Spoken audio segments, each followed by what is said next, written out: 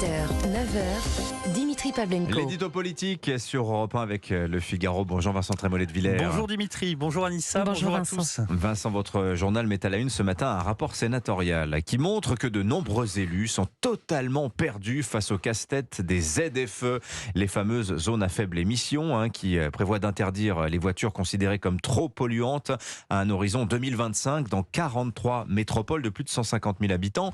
Des ZFE qui existent déjà dans certaines grandes villes comme Paris ou Grenoble. Même les municipalités écolos semblent dépassées par le projet, Vincent. Oui, ces ZFE, c'est l'hybridation du génie bureaucratique et de ELV. C'est la planification écologique vue par Kafka. Imaginez, il faut d'abord que l'automobiliste identifie les zones avant de vérifier si sa voiture peut y entrer. Là où les zones existent, cela peut déjà provoquer des accidents puisque le conducteur, ne sachant plus s'il est en faute, en vient à perdre son sang-froid. Si tout se déroule comme prévu, dans 2 ans, c'est 13 millions de voitures qui seront interdites de passage dans ces zones. Et entre-temps, on aura installé radar et vidéosurveillance. À la première amende, quand vous devrez payer pour avoir été au mauvais endroit avec la mauvaise voiture, le terme d'écologie punitive prendra alors un sens très concret. Une grosse cylindrée flambant neuve aura plus de droits qu'une petite voiture vieille de 15 ans.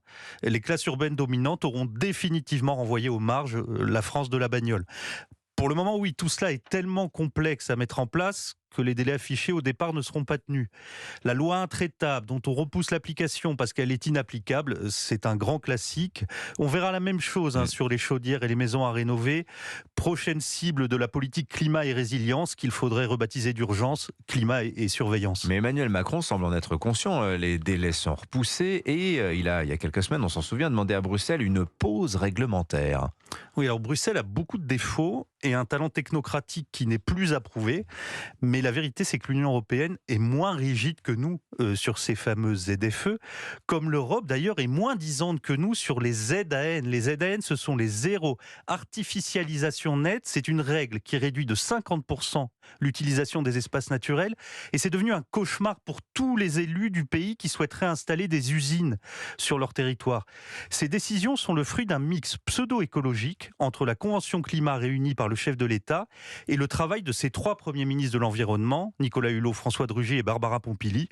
Tout cela, c'est franco-français et c'est estampillé Emmanuel Macron. Bon, enfin Vincent, l'Europe n'est pas en reste en matière de réglementation écologique. C'est vrai. Mais quand l'Allemagne, l'Italie, la Pologne, la Roumanie demandent un peu de souplesse sur la fin des moteurs thermiques, c'est la France qui les rappelle à l'ordre. À Bruxelles, les fonctionnaires nommés à la représentation permanente par les différents ministres de l'écologie sont sur une ligne antinucléaire, ce qui n'aide pas dans les négociations énergétiques. Au Parlement européen, il faut rappeler que c'est le macroniste Pascal Canfin qui préside la commission environnement. Pascal Canfin a longtemps combattu l'énergie la plus décarbonée qui soit, l'énergie nucléaire. Et cet ancien ministre de François Hollande, tempéré dans la forme, défend une vision très orientée de l'écologie. Il plaide par exemple pour un impôt carbone progressif et veut faciliter le plus possible l'implantation rapide d'éoliennes et de panneaux solaires.